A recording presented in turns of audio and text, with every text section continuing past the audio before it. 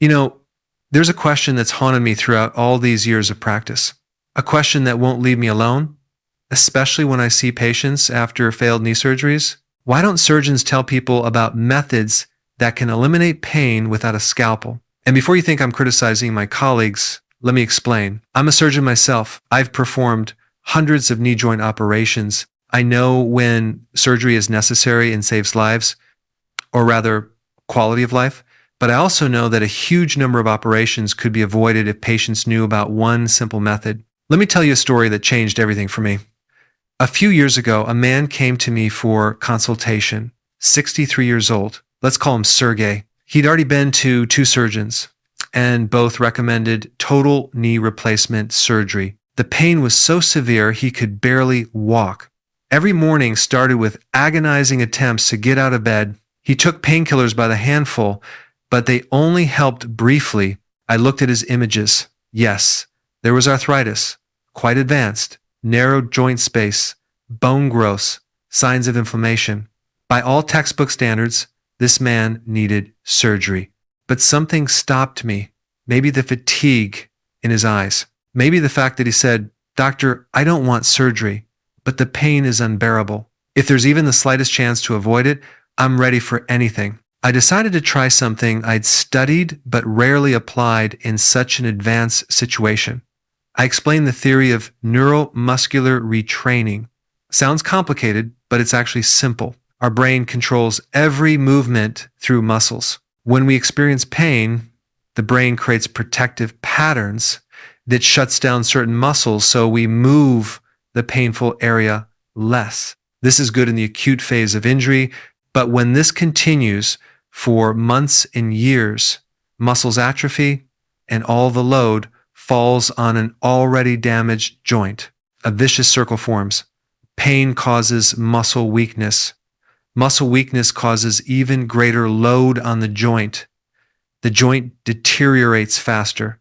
Pain intensifies, and so spiraling downward until a person ends up on the operating table. I showed Sergey a series of neuromuscular activation exercises. We started with the simplest isometric quadriceps contraction. He sat down, placed a bolster under his knee, and simply pressed on it, tensing the front of his thigh. 10 seconds tension, 5 seconds rest, 10 repetitions, 3 times a day. Then I added gentle hamstring stretching because shortened hamstrings pull on the entire biomechanical balance of the leg. After a week, we added micro movements in the joint.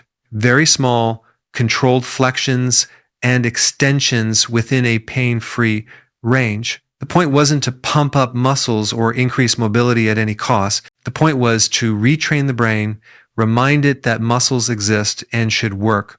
That movement isn't danger, but a natural state. The first 2 weeks, nothing special happened. Sergey said he felt the muscles better. They started responding. But pain remained. I said to continue.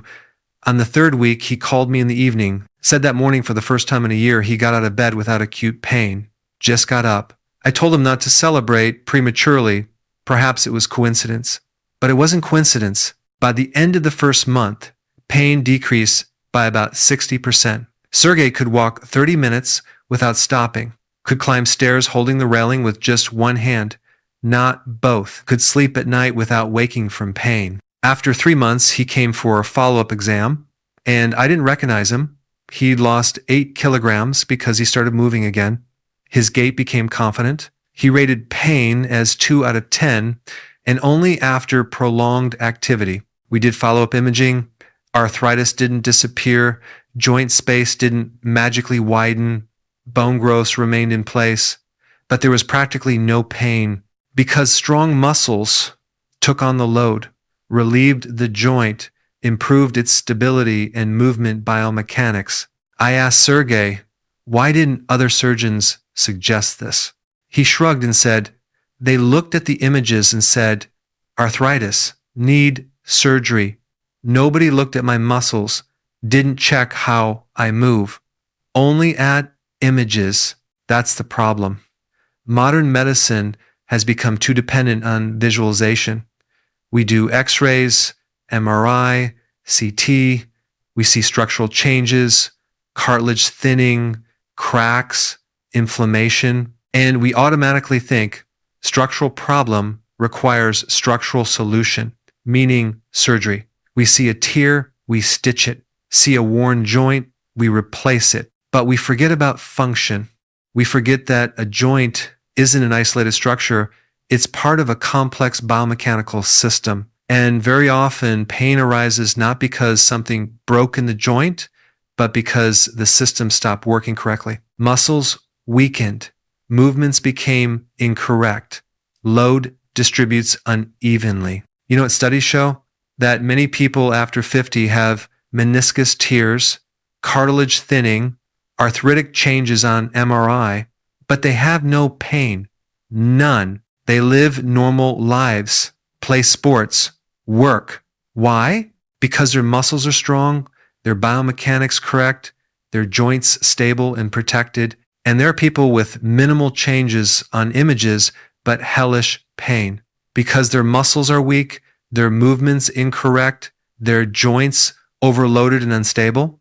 And if we operate on such people without fixing the functional problem, pain may return or transfer to another joint because biomechanics are still disrupted. So why don't surgeons talk about this? Not because they're bad doctors or want to operate more. No. There are several reasons. First, education. Surgeons are taught to operate. We spend years mastering surgical technique, studying anatomy at the millimeter level, but we're barely taught functional rehabilitation, neuromuscular retraining, movement biomechanics. This is considered the task of rehabilitation specialists and physical therapists. Second, time. A surgical consultation usually lasts 15 to 20 minutes. In this time, you need to study medical history, look at images, examine the patient, make a diagnosis, explain treatment options. Impossible in this time to conduct detailed functional analysis, assess strength of each muscle group, gait biomechanics, teach the patient exercises. This requires an hour or more. Third, the healthcare system. Surgery is a clear procedure with a clear code and clear financing. Functional rehabilitation is a vague concept requiring much time and individual approach. Easier to refer for surgery. Fourth, patient expectations. People come to a surgeon for a quick solution. They want to be fixed like a broken car. Surgery seems like concrete action, went, did it, forgot in a month or two. Functional rehabilitation requires work from the patient themselves. Every day, for months, many aren't ready for this. It's easier for them to go under the knife. But here's what I've learned over years of practice. Surgery is the last step, not the first. Before cutting, you need to exhaust all conservative possibilities. And by conservative treatment, I don't mean just pills and physical therapy. I mean competent, targeted neuromuscular rehabilitation. The method surgeons don't talk about is actually simple. It consists of three components. First, restoring muscle strength around the joint through isometric and eccentric exercises. Start with minimal load, gradually increase. Goal, wake up sleeping muscles, restore neuromuscular connection. Second component, improving mobility through gentle mobilization. Not aggressive stretching through pain, but delicate movements, gradually expanding the pain-free range. We teach the joint to move again, but safely. Third component, retraining movement patterns. We teach a person to walk correctly, squat correctly, climb stairs correctly. Because years of pain created compensatory movements that overload some structures and underload others. This needs fixing. This takes time. Usually minimum 3 months to see significant results. But for those ready to invest this time, results are stunning. I've seen people told they wouldn't be able to walk in a year without surgery, and 6 months of working on themselves, they were running. Not joking. Of course, there are cases when surgery is inevitable, complete ligament tear with joint instability, that's surgery. Mechanical locking from a detached meniscus fragment, that's surgery. Advanced arthritis with bone deformities and complete cartilage destruction in a person with unbearable pain that responds to nothing, that may be surgery. But such cases are fewer than it seems. Most knee pain is functional, not structural, and it can and should be treated by restoring function, not changing structure. If your knee hurts and you're offered surgery, ask several questions. Ask, have we tried targeted neuromuscular rehabilitation under specialist guidance? Not just do exercises at home, but a real program with technique control and progress monitoring. Ask, was my muscle strength and movement quality assessed? Ask, what are the chances pain will remain or return after surgery? Surgery is a tool, powerful, sometimes necessary, but it's not the only tool, and often not the most effective for long-term results. Your body has an amazing capacity for adaptation and recovery. Give it a chance. Give your muscles a chance to protect your joints again. The result may surprise you,